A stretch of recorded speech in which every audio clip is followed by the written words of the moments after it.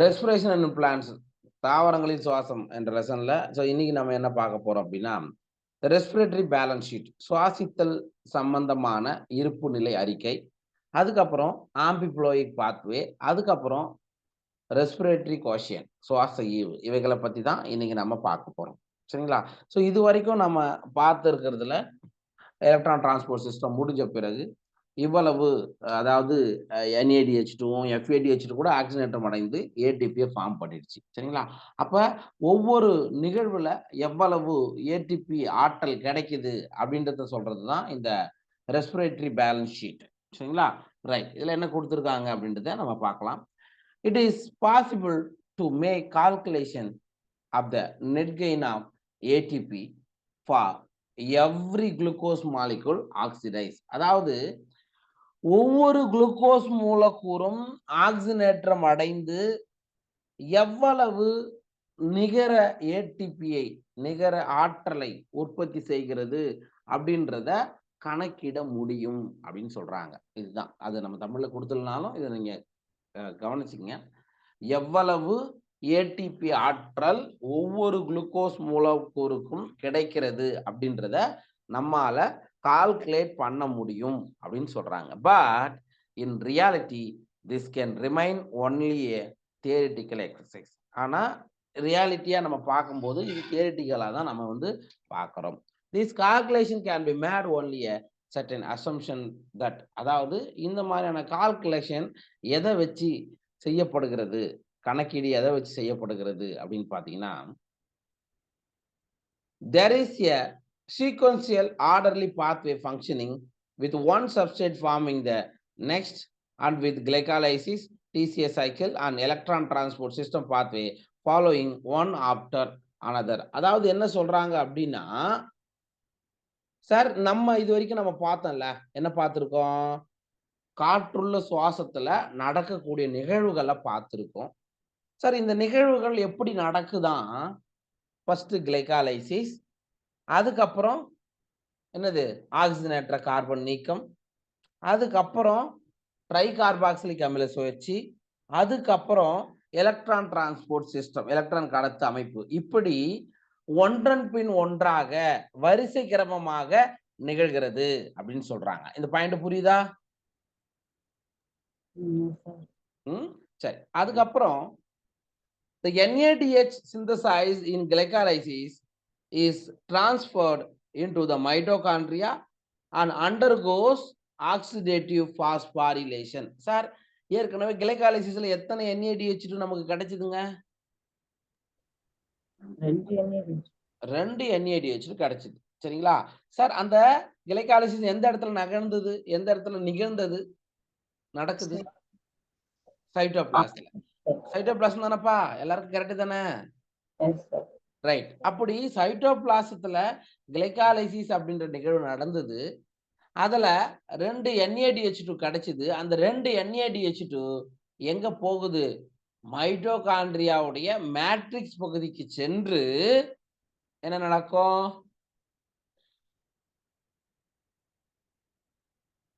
மைட்டோகாண்ட்ரியாவோட matrix பகுதிக்கு சென்று என்ன நடக்கும்னு சொன்னேன், ஆக்சிஜனேட், அது ஓகே, ஆக்சிஜனேற்ற கார்பனிக்கும் அதெல்லாம் நடக்கும். இப்படி உள்ள போயிட்டு ஆக்சிடேட்டிவ் பாஸ்போரிலேஷன், ஆக்சிஜனேற்ற பாஸ்பரிகரணத்தின் மூலமாக அந்த 2 NADH இருந்து 6 ATP ஆனது கிடைக்கும். கரெக்டா? எலக்ட்ரான் டிரான்ஸ்போர்ட் சிஸ்டம் மூலமா கிடைக்கும் அப்படின்றாங்க. சரிங்களா? இது இரண்டாவது ஸ்டெப். மூணாவது, none of the intermediates in the pathway are utilized to synthesize any other compound. Sir இது வரைக்கும் நம்ம இந்த எல்லா பாத்வேயும் பார்த்தோம் இல்லையா, இதுல ஒரே ஒரு இடையீட்டு பொருள் கூட வேற ஒரு காம்பவுண்ட சிந்தசிஸ் பண்றதுக்காக யூட்டிலைஸ் பண்ணவில்லை அப்படின்றாங்க. ஒரே ஒரு எந்த இதுவுமே இதுல நுழையல, அதாவது பயன்படுத்தப்படவில்லை அப்படின்றாங்க. Only glucose is being respirate. இது வரைக்கும் நம்ம பார்த்ததுல குளுக்கோஸ் மட்டுமே ரெஸ்பிரேஷன்ல பார்ட்டிசிபேட் பண்றதை நம்ம பார்த்திருக்கோம். அதான் குளுக்கோஸ் மட்டுமே சுவாசிக்கப்படுகிறதுன்னு நீங்க தமிழ்ல கொடுத்திருக்கோம் பாருங்க. No other alternative substrates are entering in the pathway at any of the intermediary stages. Sir வேற ஏதாவது கார்போஹைட்ரேட்டோ புரோட்டீனோ இந்த சுவாச தலைப்பொருளாக இங்க பயன்படுத்தி நம்ம படிச்சிருக்கோமா? குளுக்கோஸுக்கு பதிலா இந்த குளுக்கோஸ் பைருவிக் ஆசிட்ல இருந்து என்ன வரும்? Citric acid. ஓகே, இப்படிதான் நம்ம பார்த்துருக்குமே தவிர வேற எதுவும் நடுவுல உள்ள வரல அப்படின்னு சொல்றாங்க. சரிங்களா? Right. But this kind of assumption, இது எல்லாமே அசம்ஷன். இது வரைக்கும் நம்ம பார்த்ததோடைய அசம்ஷன். இதெல்லாம் நடந்திருக்கு. But this kind of assumption are not really valid in a living system. இப்படிலாம் நம்ம நினைச்சுக்கிறோம் இல்லையா? இது வந்து லிவிங் சிஸ்டத்துல ஒரு வேலிட் இல்லைன்றாங்க. All pathways work simultaneously and do not take place one after another. அதாவது சார், இப்ப கிளைகாலைசிஸ் அப்படின்ற ஒரு நிகழ்வு நடக்கும்போது கிரெப்ஸ் சைக்கிள் நடக்காத இருக்குமா? நடக்காது இருக்குமா? இல்ல நடந்துகிட்டே இருக்குமா?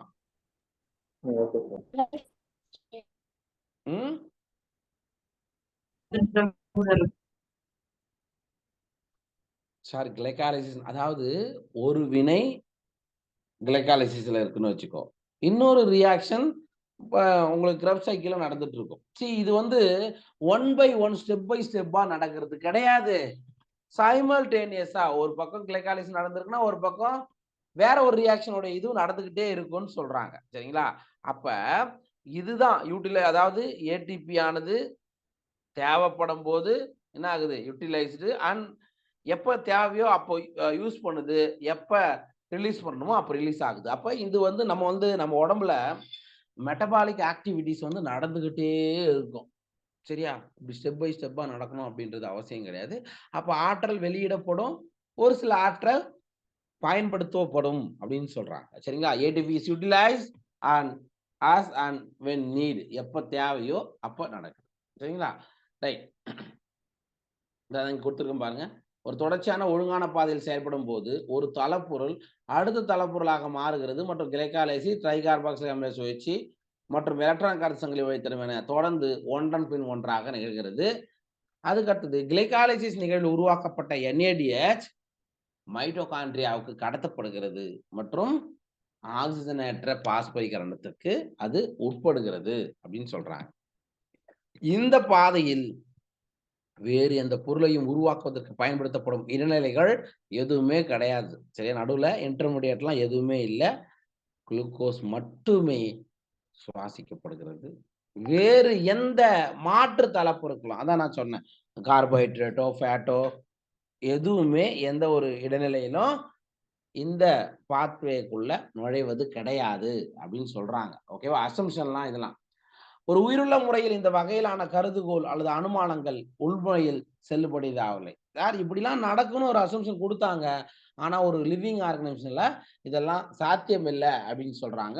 ஏன் அப்படின்னா அனைத்து வழித்தடங்களும் அல்லது அனைத்து பாதைகளும் ஒரே நேரத்தில் வேலை செய்கின்றன மற்றும் ஒன்றன் பின் ஒன்றாக நிகழ்வது கிடையாது. இதுதான் நான் இப்ப எக்ஸ்பிளைன் பண்ணியிருந்தேன். சரியா? ஒரே நேரத்துல வேலை செய்யும்.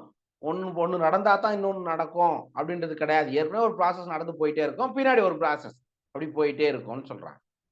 தலைப்பொருட்கள் வழித்தடத்தில் அல்லது பாதைகளில் நுழைகின்றன மற்றும் எப்போது தேவையோ மறுபடியும் திரும்ப பெறப்படுறன. அதாவது சப்ஸ்ட்ரேட் இப்ப நமக்கு தேவை. இப்ப பாருங்களேன், நம்ம உடம்புக்கு எனர்ஜி தேவைன்னு வச்சுக்கோ. நம்ம என்ன பண்றோம்?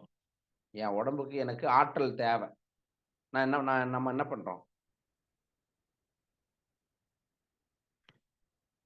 சாப்பிட்டு தூங்குறோம். கரெக்டா? எப்ப நான் பேசுறது கேக்குதா? நான் என்ன கேள்வி கேட்டேன்? எல்லாம் அமைதியா இருந்தா என்ன அர்த்தம்? நமக்கு எனர்ஜி வேணும், ஆற்றல் வேணும். என்ன பண்றோம்? சாப்பிடுறோம்ல.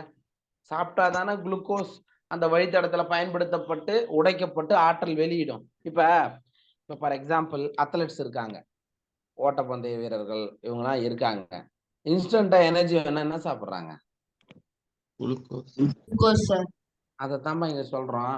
எப்ப நமக்கு ஆற்றல் தேவையோ அதான் இங்க கொடுத்துக்கிறாங்க பாருங்க. எப்போது தேவையோ மறுபடியும் திரும்ப பெறப்படுகின்றன. அப்ப சப்ஸ்ட்ரேட்னா யாரு? குளுக்கோஸ் தான். சரிங்களா? அது எப்பெல்லாம் தேவையோ நம்ம குளுக்கோஸ் எடுத்துக்கிட்டா நம்ம உடம்புக்கு என்ன கிடைச்சிடும்? ATP கிடைச்சிடும். அதான் அதுக்கான அர்த்தம். ரைட். தேவைப்படும் போது ஏடிபிகள் பயன்படுத்தப்படுகின்றன. அதுக்கு அடுத்தது பாருங்க. enzymatic rates are controlled by multiple means, yet it is useful to do exercise to appreciate the beauty and efficiency of the living system in extraction and storing energy. Sir, நொதிகளுடைய வீதங்கள் பல வழிகளில் கட்டுப்படுத்தப்படுகின்றன. ஏன்னா ஒவ்வொரு ஸ்டெப்புமே ஒவ்வொரு நொதி பார்ட்டிசிபேட் பண்ணுது அப்படின்னு சொல்லிட்டு சொல்றோம். ஓகேவா?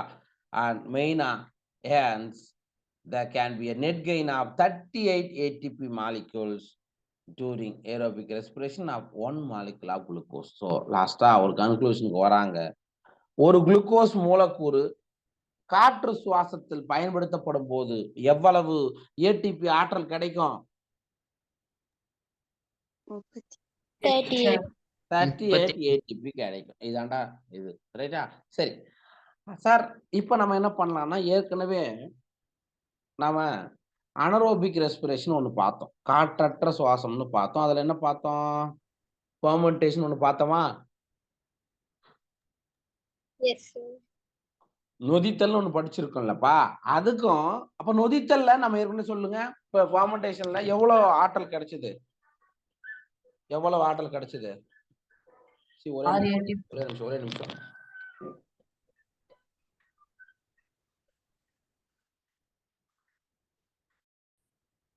சரி, அப்ப நம்ம ஏற்கனவே சொல்லியிருக்கோம், ஃபெர்மெண்டேஷன் ஒன்று நடக்குது, காற்றற்ற சுவாசம். சரியா? இப்ப நாம பார்த்தது காற்றுள்ள சுவாசம் பார்த்தோம். காற்றுள்ள சுவாசத்துல நமக்கு எவ்வளவு ஏடிபி கிடைச்சது? ஏரோபிக் ரெஸ்பிரேஷன்ல எவ்வளவு ஏடிபி? எவ்வளவுமா? 38 ஏடிபி. சார், இதுவே காற்றற்ற சுவாசம் அனரோபிக் ரெஸ்பிரேஷன்ல, அதாவது ஃபெர்மெண்டேஷன் மூலமா எவ்வளவு ஏடிபி ஆற்றல் கிடைச்சது? 2 ஏடிபி. புரியுதுங்களா? அப்ப ரெண்டுத்துல எதுங்க பெஸ்ட்? காற்றுள்ள சுவாசம். அத ஒரு கம்பாரிசன் இப்ப நம்ம பார்க்கலாம். சரிங்களா? Right. Now let us compare fermentation and aerobic respiration. Fermentation accounts for only a partial breakdown of glucose, whereas in aerobic respiration it is completely degraded to carbon dioxide and H2O.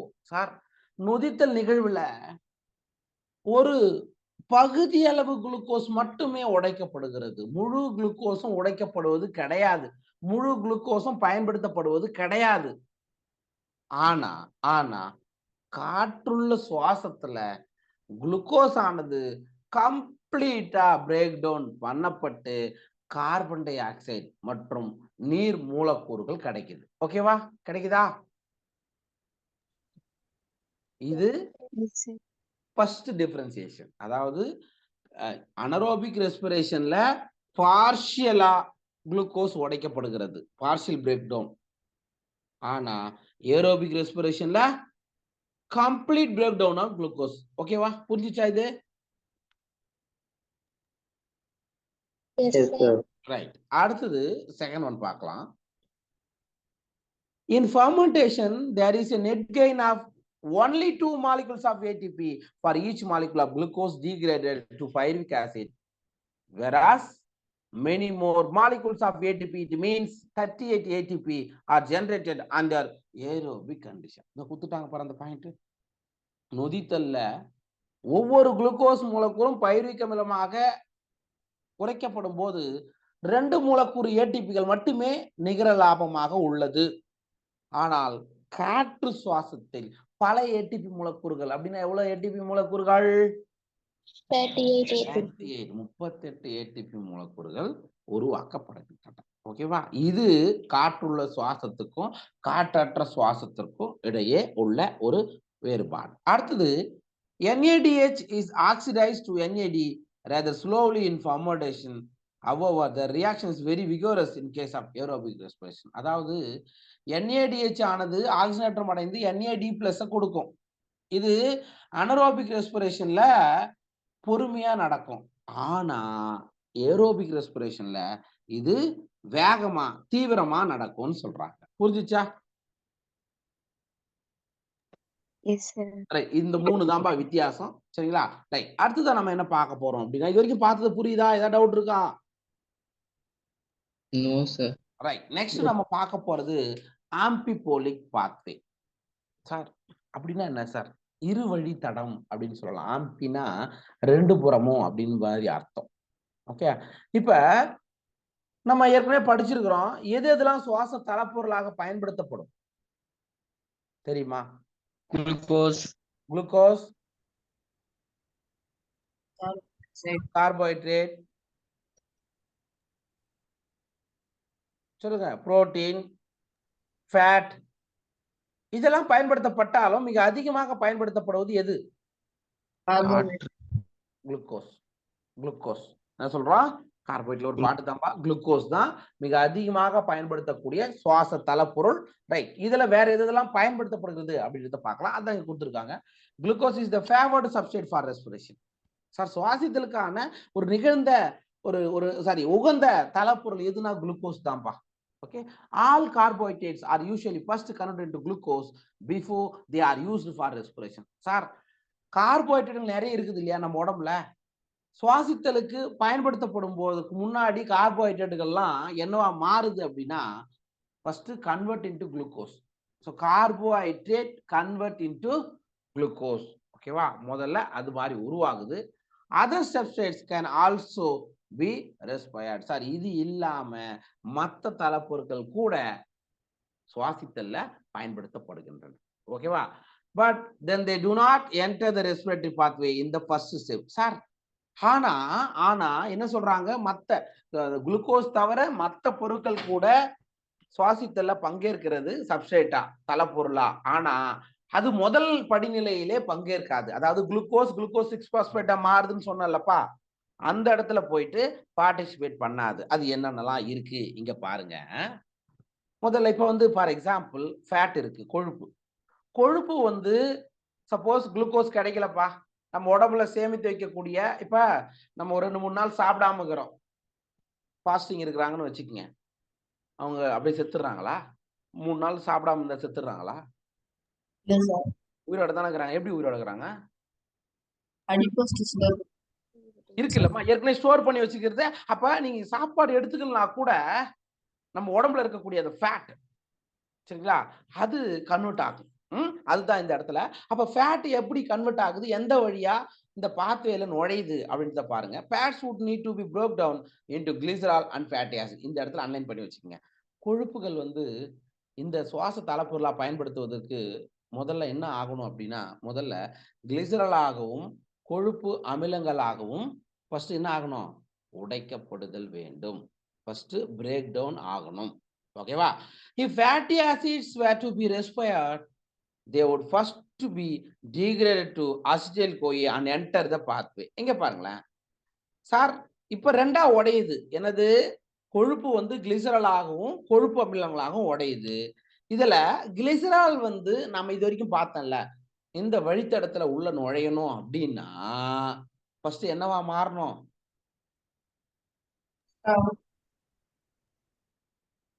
அதாவது என்ன என்ன fatty acid வந்து இந்த இடத்துல ஒரு point நான் இங்க விட்டுட்டு இருக்கேன், உங்க புக்ல இருக்கா பாருங்க.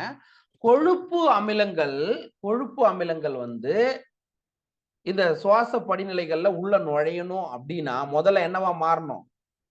கிளிசரால், கொழுப்பு அமிலம். இல்ல அந்த இடத்துல அசிட்டைல்-CoA இருக்கா?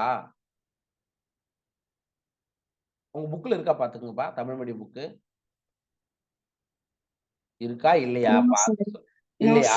ரைட். இந்த ஒரு பாயிண்ட் தமிழ் மீடியம் எழுதிக்கிங்கப்பா, சரியா?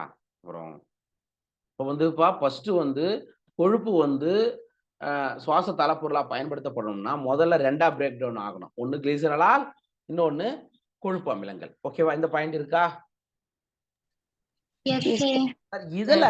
இதுல கொழுப்பு அமிலம் வந்து எந்த வழியா உள்ள நுழையும் அப்படின்னு பாத்தீங்கன்னா, அது முதல்ல அப்ப இப்படி எழுதிக்கங்க. கொழுப்பு அமிலங்கள் அசிடைல்-CoAவாக மாற்றப்பட்டு, கொழுப்பு அமிலங்கள் அசிடைல்-CoAவாக மாற்றப்பட்டு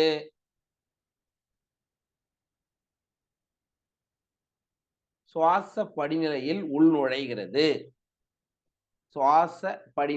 உள்நுழைகிறது. கேட்கலாம், கேள்வியா வரலாம். எழுதிட்டீங்களாப்பா? Yes finish. Yes, sir. ரைட்பா. அதே மாதிரி சார் இன்னொன்னு இருக்குது கிளிசரால். கிளிசரால் வந்து இந்த பாத்வேல உள்ள நுழையணும்னா என்னவா மாறணும்? பாஸ்போகிளிசரால்டிகைடாக மாற்றப்படுதல் வேண்டும். சார் இதெல்லாம் எங்க சார் சொல்றீங்க? இந்த படத்தை கொஞ்சம் பாருங்களேன். இந்த படத்தை பாருங்களேன். இப்ப இதுல இருக்கு. இப்ப நம்ம சொல்ற பாயிண்ட்ஸ் எல்லாமே இதுல இருக்கு. Just listen. இங்க பாருங்கப்பா. பொதுவா எது மிக அதிகமாக சுவாச தளப்பொருளா பயன்படுத்தப்படும்? குளுக்கோஸ் தானே? Yes, sir. ரைட்டா? அப்ப நம்ம என்ன சொல்றோம்? Carbohydrate. Carbohydrate first convert into குளுக்கோஸா மாறணும். கரெக்டா? கரெக்டாப்பா? கார்போஹைட்ரேட் குளுக்கோஸா மாறணும். அதுக்கப்புறம் என்ன நடக்கணும்? Glucose 6 phosphate, fructose 1,6 phosphate. இதெல்லாம் என்ன ப்ராசஸ்? இதெல்லாம் பைருவிக் அமிலம் உருவாக்குற வரைக்கும் என்ன ப்ராசஸ்? இதெல்லாம்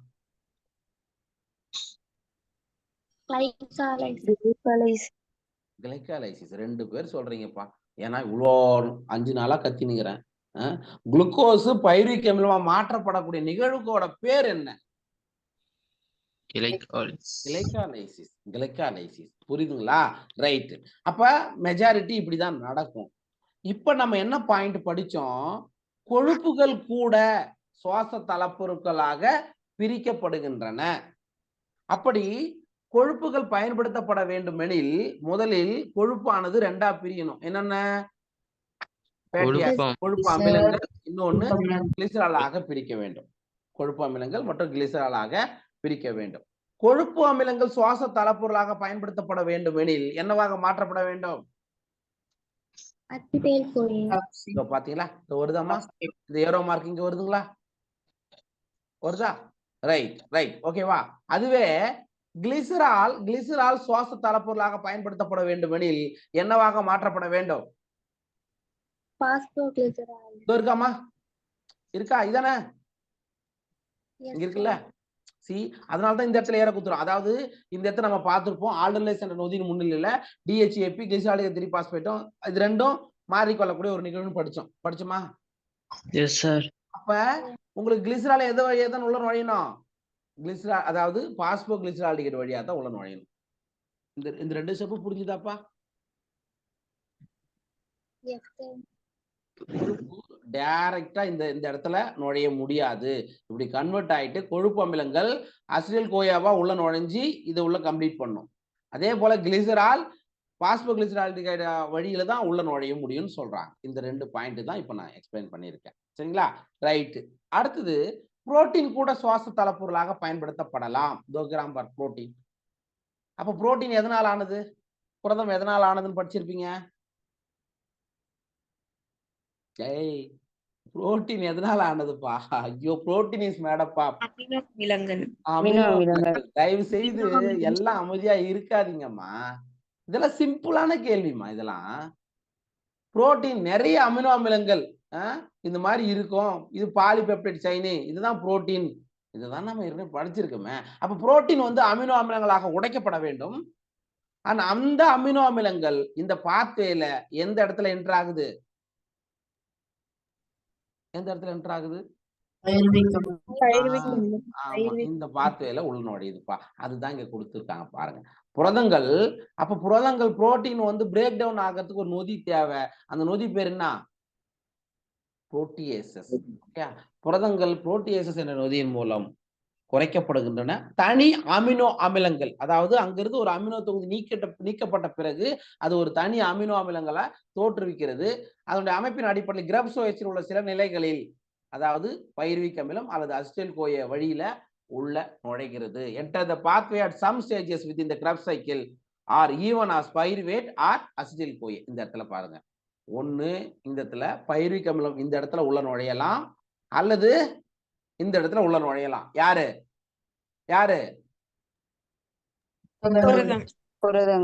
புரதங்கள் அது அமினோ அமிலங்களா மாறி இந்த வழியால் தான் நுழையலாம். புரியுதா பாப்பா? அப்ப எல்லாருக்கும் இதை நீங்க கவனிச்சுக்கங்க. கார்போஹைட்ரேட் குளுக்கோஸ் மட்டும்தான் ஸ்டார்டிங்ல இருந்து எண்டு வரைக்கும் இந்த பாத்வே இப்படிதான் நடக்கும். பட் கொழுப்புகள் வந்து கொழுப்பு அமிலமாகவும் கிளிசராலாகவும் மாறணும். கொழுப்பு அமிலங்கள் அசிடைல் கோய வழியாக தான் உள்ள நுழைய முடியும். கிளிசரால் பாஸ்போ கிளிசரால்டிகைட் வழியாக தான் உள்ள நுழைய முடியும். புரதங்கள் முதல்ல அமினோ அமிலங்களா உடைக்கப்பட வேண்டும்.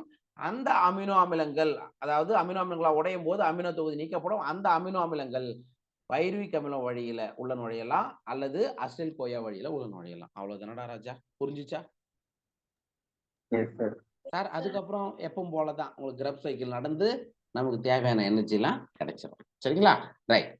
அடுத்தது, since respiration involves breakdown of substrate, the respiratory process has traditionally been considered a catabolic process and the respiratory pathway as a catabolic pathway. Sir, சுவாசித்தல் நிகழ்வுல என்ன நடக்குது அப்படின்னா தலப்பொருட்கள் உடைக்கப்படுகின்றன. ஃபார் எக்ஸாம்பிள், கார்போஹைட்ரேட் குளுக்கோஸாக உடைக்கப்படுகிறதா? Yes, sir. கொழுப்புகள் கொழுப்பு அமிலங்களாகவும் கிளிசரலாகவும் உடைக்கப்படுகிறதா? Yes, sir. புரதங்கள் அமினோ அமிலங்களாக உடைக்கப்படுகின்றனவா? Yes, sir. சார், அப்ப பெரிய மூலக்கூறுகள் சிறிய மூலக்கூறுகளாக உடைக்கப்படக்கூடிய நிகழ்வு பேர் என்ன? சிதை மாற்றம். அவ்வளவுதான்டா ராஜா. அப்ப சுவாசித்தல எதுக்கான எக்ஸாம்பிளா நீங்க சொல்லலாம்? அவ்வளவுதான்மா, சிதை மாற்ற வழித்தடம். சுவாசித்தல் என்பது பெரிய மூலக்கூறுகள் சிறிய மூலக்கூறுகளாக உடைக்கப்படுகிற நிகழ்வு தலப்பொருள்ல நிகழ்வதால இதை நாம ஒரு சிதை மாற்ற வழித்தடம் அப்படின்னு சொல்லலாம். சரிங்களா? Right sir. அப்புறம் இன்னொன்னு இருக்குது, அதையும் பாருங்க. But is this understanding correct sir? இது மட்டும்தான் உண்மையா அப்படின்னா இல்ல. we have discussed above at which points in the respiratory pathway different substrate would enter if they were to be respired and used to derive energy. நம்ம இப்ப என்ன படிச்சிருக்கிறோம்? சுவாச வழித்தடத்துல வெவ்வேறு விதமான சுவாச தலப்பொருட்கள் பயன்படுத்தப்படுகின்றன அப்படின்றத நம்ம படிச்சிருக்கிறோம். What is important to recognise is that it is this very compounds that would be withdrawn from the respiratory pathway for the synthesis of said substrate. ஒரு சில காம்பவுண்ட்ஸ் வெளியே போகும், மறுபடியும் உள்ள நுழையும் அப்படின்றாங்க. Okay. hence fatty acid would be broke down to acetyl-CoA before entering the respiratory pathway when it is used as substrate. அதாவது for example, கொழுப்பு அமிலம் பயன்படுத்தப்படுகிறது. கொழுப்பு அமிலம் பயன்படுத்தப்படும் போது அது எந்த வழியா என்டர் ஆகும்னு சொல்லியிருக்கோம்? அசிடைல்-CoA. கரெக்டா? ஆனா உயிரினம் எப்பொழுதும் கொழுப்பு அமிலத்தை உருவாக்க வேண்டுமோ சுவாச வழித்தடத்தில் இருந்து அசிடைல்-CoAவை திரும்ப பெற வேண்டும். சரிங்களா? அதான் இங்க கொடுக்குறாங்க. But when the organism need to synthesize fatty acid, acetyl-CoA would be withdrawn from the respiratory pathway for it. Sir, இங்க என்ன சொல்றாங்கன்னா கொழுப்பு அமிலம் அசிடைல்-CoAவை உடைக்கணும். அசிடைல் உடைஞ்சி தான் உள்ள நுழையுதுன்னு சொல்றோம். இப்ப என்ன சொல்றாங்க? ஒரு ஆர்கானிசம் கொழுப்பு அமிலத்தை உருவாக்கணும். அப்ப அசிடைல்-CoAலாம் சேர்ந்தா தானே கொழுப்பு அமிலம் உருவாக்கப்படும் மறுபடியும். புரியுதா? உடைச்சா அசிடைல்-CoA, சேர்த்தா ஃபேட்டி ஆசிட். ஓகேவா? அப்ப ரெண்டு மாதிரியான நிகழ்வும் இங்க நடக்கும் அப்படின்றத இங்க சொல்றாங்க. சரிங்களா? அதே மாதிரி அடுத்து பாருங்க.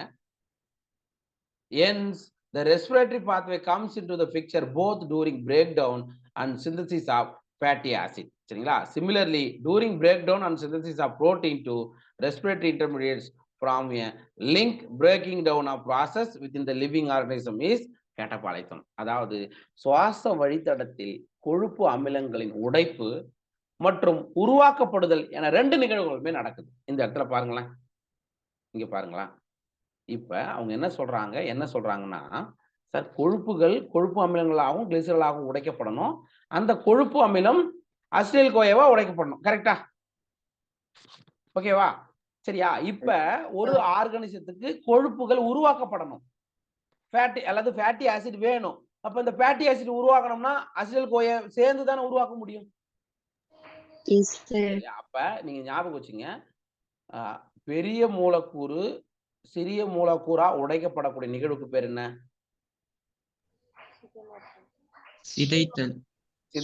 சிதை மாற்றம். கரெக்டாப்பா? கேட்டபாலிசம். சார், சிறிய மூலக்கூறு பெரிய மூலக்கூறா கட்டமைப்பதற்கு வளர் மாற்றம். இங்க கவனிங்க. இப்ப இந்த இடத்துல நீங்க அப்ளை பண்ணுங்க சார். ஃபேட் அல்லது ஃபேட்டி ஆசிட். சரிங்களா? ஓகே. ஃபேட்டி ஆசிட் என்னவா பிரேக் டவுன் ஆகுது? அசிடைல்-CoAவா மாறுது. அதாவது பெரிய மூலக்கூறு சிறிய மூலக்கூறா உடைக்கப்படுகிறது. இது சிதை மாற்றம் சொல்லலாமா? Yes, sir. அசிடைல் கோயே வேற ஒரு நிகழ்வுல ஆர்கானிசத்துக்கு ஃபேட்டி ஆசிட் தேவைப்படும் போது இது சேர்ந்து ஃபேட்டி ஆசிட ஃபார்ம் பண்ணுது. ஓகே, இது வளர் மாற்றம் சொல்லலாமா? Yes, sir. அப்ப சார் என்னதான் நீங்க சுவாச தலப்பொருள் பயன்படுத்துவதன் அடிப்படையில சிதை மாற்ற நிகழ்வுன்னு சொன்னா கூட வளர் மாற்ற நிகழ்வும் நடக்கு, சிதை மாற்ற நிகழ்வும் நடக்கு அப்படின்னு சொல்றாங்க. புரியுதாப்பா? இதே மாதிரி இன்னொரு எக்ஸாம்பிள் கொடுக்குறாங்க. புரோட்டீன் என்னவா உடைக்கப்படணும்? அமினோ அமிலங்களா உடைக்கப்படணும். இது என்ன நிகழ்வு? கெட்டபாலிசம். கரெக்டா? சிதை மாற்ற வினை. ஓகே சார், புரோட்டீன் எனக்கு அந்த ஆர்கானிசத்துக்கு புரோட்டீன் தேவை. அப்ப பல அமினோ அமிலங்கள் சேர்ந்து தானே புரோட்டீன் உருவாக்கும். Yes sir. அப்ப இது என்ன வினை? வளர் மாற்ற வினை. எப்பா அப்ப என்ன சொல்ல வராங்க? ஃபைனலா என்ன சொல்ல வராங்க அப்படின்னா, வாழும் உயிரினங்கள் நிகழக்கூடிய உடைத்தல் நிகழ்வு சிதை மாற்றம், இந்த மாதிரி உருவாக்கப்படக்கூடிய நிகழ்வு வளர் மாற்றம் அப்படின்னு நம்ம சொல்றோம். அப்ப ரெண்டு வகையான நிகழ்வும் நடக்கிறதுனால, because the respiratory pathway is involved in both anabolism and catabolism, it would hence be better to consider respiratory pathway as an amphipholic pathway rather than as a catabolic one. சரியா? இது நம்ம ஏற்கனவே இந்த பாயிண்ட் நம்ம பார்த்துட்டோம், அதனால இங்க விட்டுறேன்.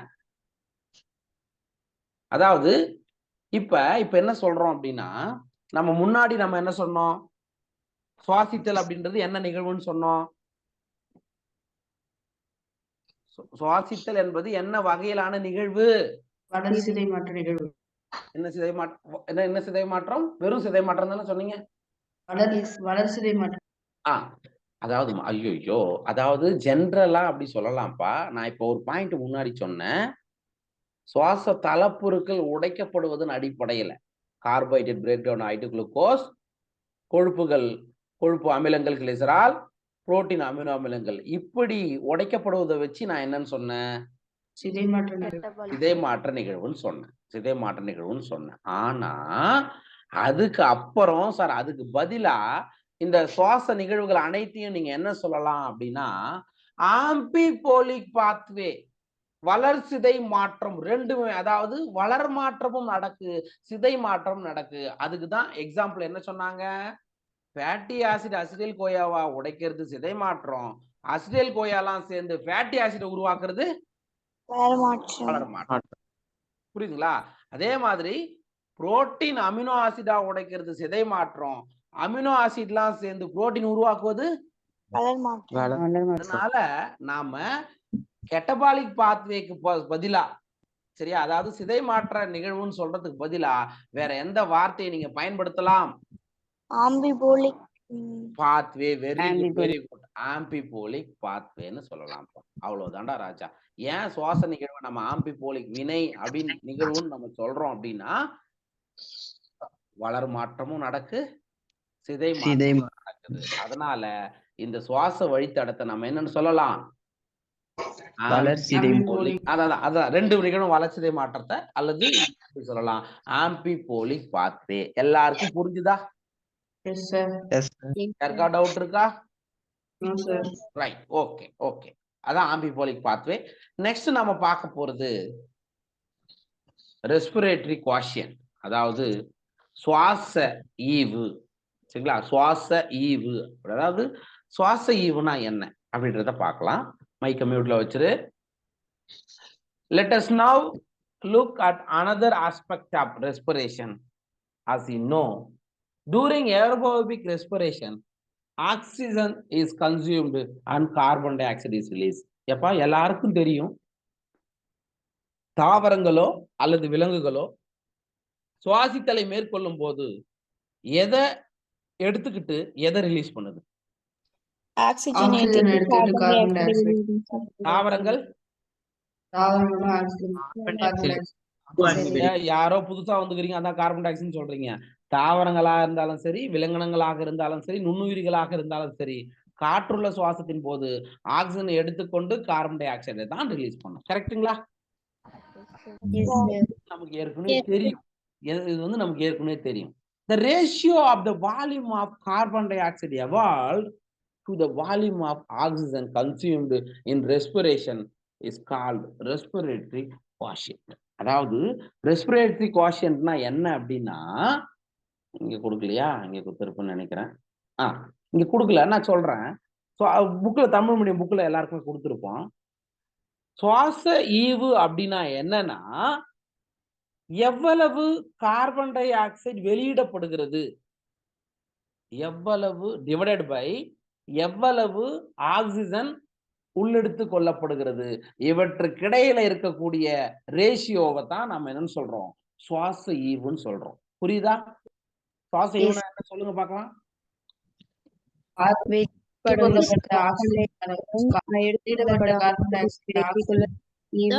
இங்க பாருங்கப்பா, RQ is equal to carbon dioxide evolved by oxygen consumed. எவ்வளவு கார்பன் டை ஆக்சைடு வெளியிடப்படுகிறது, எவ்வளவு ஆக்சிஜன் உள்ளெடுத்து டிவைடட் பை எவ்வளவு ஆக்சிஜன் உள்ளெடுத்து கொள்ளப்படுகிறது, இதுக்கு பேர் தான் சுவாச ஈவு. ஓகேவா?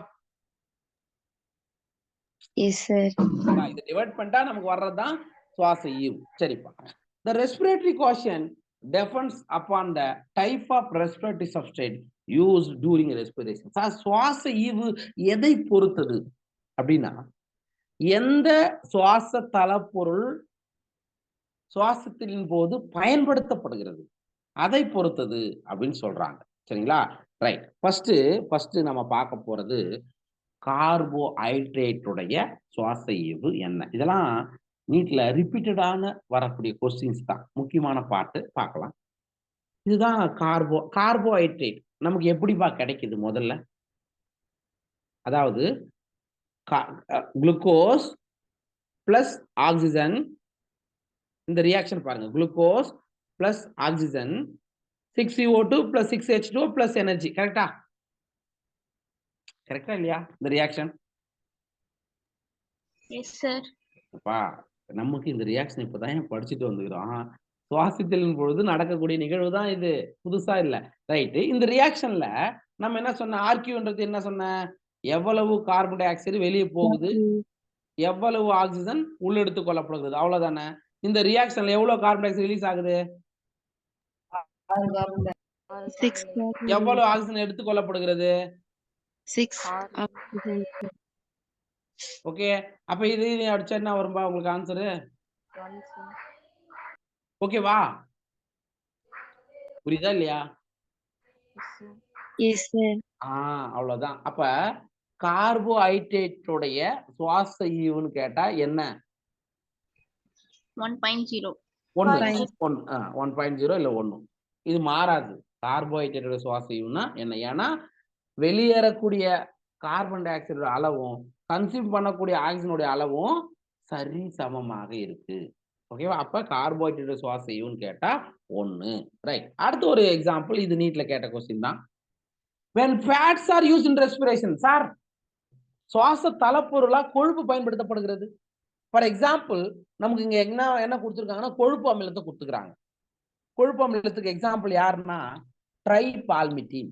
இது இந்த நீட் கொஸ்டின் ஆல்ரெடி வந்திருக்கு. ட்ரைபால்மிட்டின். சார் இந்த ட்ரைபால்மிட்டினுடைய ஈக்குவேஷன் இங்க கொடுத்துருக்காங்க. ஓகே. அப்ப இந்த ஈக்குவேஷனை பொறுத்து எவ்வளவு கார்பன் டை ஆக்சைடு ரிலீஸ் ஆகுதுங்க, 1 or 2. எவ்வளவு ஆக்சிஜன் எடுத்துக்கொள்ளப்படுதுங்க, 1. அப்ப இது ரெண்டுத்தையும் இது பண்ணீங்கன்னா உங்களுக்கு என்ன கிடைக்குது, 0. அப்ப கொழுப்பு அமிலத்தின் சுவாச ஈவுன்னு கேட்டா நீங்க என்ன சொல்லலாம், <1. இங்க மேல கொடுத்துக்கிறோம் பாருங்க. ஜெனரலா கொஸ்டின் வந்து ஃபேட்டி ஆசிடோடைய ஆர்கியூ வேல்யூ என்னன்னு கேட்டாங்கன்னா என்னன்னு சொல்லணும், less than 1 சொல்லணும். பட் கொஸ்டின்ல the respiratory quotient of tripalmitin அப்படின்னு கேட்டாங்கன்னா என்ன சொல்லணும், 0.7. கொஸ்டின் எப்படி கேட்கறாங்க அப்படின்றத நீங்க பார்த்து ஆன்சர் பண்ணணும். புரியுதா? அடுத்தது protein. when proteins are respiratory substrate the ratio would be about 0.9. Sir புரோட்டீனை நீங்க சுவாச தளப்பொருளா பயன்படுத்த போதும் உங்களுக்கு 1க்கு கம்மியாவே கிடைக்குது. எக்ஸாக்டா எவ்வளவு சொல்றாங்க, எக்ஸாக்டா எவ்வளவு, 0.9. அப்ப புரோட்டீனுடைய சுவாச ஈவு 0.9. ஏப்பா மொத்தமே 3 சுவாச ஈவு தாண்டா கொடுத்துருக்காங்க. என்னென்ன பார்த்தோம்னு சொல்லிடுறேன். கார்போஹைட்ரேட் சுவாச ஈவு எவ்வளோ? 1. சரியா? ஃபேட்டி ஆசிட் சுவாச ஈவு எவ்வளோ? 0.7. No no no no no மாட்டிக்கினியா? Less than 1. எப்பா என்சிஆர்ல என்ன கொடுத்துக்கிறாங்களோ அதை படிங்கப்பா. Less than 1. ட்ரைபால்மிட்டின் சுவாச ஈவு எவ்வளோ? 0.7. ஓகே. புரோட்டீனுடைய சுவாச ஈவு எவ்வளோ? 0.9. எப்ப இங்க லெஸ் தென் 1 வந்து என்சிஆர்ல கொடுக்கல. நம்ம பண்ணிட்டு இருக்கோம். ஓகே. 0.9. எப்பா நீங்க மனப்பாடம் பண்ண வேண்டியது இது மட்டும் தான் நீங்க படிக்கணும். கார்போஹைட்ரேட்டோட சுவாச ஈவு 1. புரியுதா? அதுக்கப்புறம் ஃபேட்டி ஆசிட் கொழுப்பு அமிலோட சுவாச ஈவு 1க்கும் குறைவாக இருக்கும். ட்ரைபால்மிட்டின்ன்றது ஒரு கொழுப்பு அமிலம் தான். அதனுடைய சுவாச ஈவு 0.7. புரோட்டீனுடைய சுவாச ஈவு 0.9. இது மட்டும் தான்டா நமக்கு கொடுத்துருக்காங்க, பார்த்துக்கணும். ஓகேவா? அதுக்கப்புறம் what is important to recognize is that in living organism respiratory substrate are often more than one. Pure proteins or fats are never used as respiratory substrate. அதாவது ஒரு சில சமயங்கள்ல என்ன சொல்றாங்க அப்படின்னா, லிவிங் ஆர்கனிசம் ரெஸ்பிரேட்டரி சப்ஸ்ட்ரேட் வந்து are often மோர் தென் 1. ஒன்றுக்கும் மேற்பட்ட சுவாச தளப்பொருட்கள் பயன்படுத்தப்பட்டால், ஒரு சுவாசத்துல ஒண்ணுதான் பயன்படுத்தப்படும். ஓகே. ஒன்றுக்கும் மேற்பட்டது பயன்படுத்தப்பட்டால் pure proteins or fats are never used as respiratory substrate. அதாவது தூய்மையான புரதமும், இந்த ஒரு பாயிண்ட் ஞாபகம் வச்சுக்கோ. இது ஜஸ்ட் இதெல்லாம் வந்து என்சிஆர்டி பாயிண்ட் இல்லை, இருந்தாலும் நீங்க தெரிஞ்சு வச்சுக்கோ. கரிம அமிலத்தோட சுவாச ஈவு கிரேட்டர் தென் 1. மாலிக் அமிலத்துக்கு 1.33. ஆக்சாலிக் அமிலத்திற்கு 4. சார் அனரோபிக் ரெஸ்பிரேஷன் எடுத்துட்டா இன்ஃபினிட்டிவ் அதிகமாக இருக்கும். காற்று சுவாசம் எடுத்துக்கிட்டா லெஸ் தென் இருக்கலாம், கிரேட்டர் தென் இருக்கலாம். இதெல்லாம் எக்ஸ்ட்ரா பாயிண்ட். ஆனா இந்த பாயிண்ட் உங்களுக்கு புக்ல எழுதி இருக்கீங்களான்னு பாருங்க. இந்த பாயிண்ட் என்னன்னா, லிவிங் ஆர்கனிசத்துல ரெஸ்பிரேட்டரி சப்ஸ்ட்ரேட் சுவாச தளப்பொருட்கள் ஒன்றுக்கும் மேற்பட்டவைகளாக இருக்கும். இந்த பாயிண்ட் இருக்கா? உயிரினங்கள்ல ஜெனரலா உயிரினங்கள்ல சுவாச தளப்பொருட்களாக ஒன்றுக்கும் மேற்பட்டவை காணப்படும். ஓகேவா? அடுத்த point, pure proteins or fats are never used as respiratory substrate. அதாவது தூய்மையான புரதங்கள் அல்லது தூய்மையான கொழுப்புகள் சுவாச தளப்பொருட்களாக பயன்படுத்தப்படுவதில்லை. இந்த பாயிண்ட் இருக்கா தமிழ் மீடியம் புக்ல? Yes, sir. அதை அன்லைன் பண்ணி வச்சுக்கணுமா? அதை அன்லைன் பண்ணி வச்சுக்கணும். எப்போதைக்கும் பியூர் புரோட்டீனோ பியூர் ஃபேட்டோ டைரக்டா ரெஸ்பிரேட்டரி சப்ஸ்ட்ரேட்டா பயன்படுத்தப்படுவது கிடையாது. அவ்வளவுதான். ரைட்டா? ரைட். இதோட நமக்கு ரெஸ்பிரேஷன் சாப்டர் முடியுது. இது வரைக்கும் பார்த்ததுல ஏதாவது டவுட் இருந்தா கேளுங்க. Any doubt? No, sir. Okay. இப்போ வந்து நமக்கு சுவாசித்தல் லெசன் இதோட முடியுது. இன்னும் ஒரே ஒரு லெசன் தான் இருக்கு நமக்கு 11th கம்ப்ளீட் பண்ண. அது என்ன லெசன்?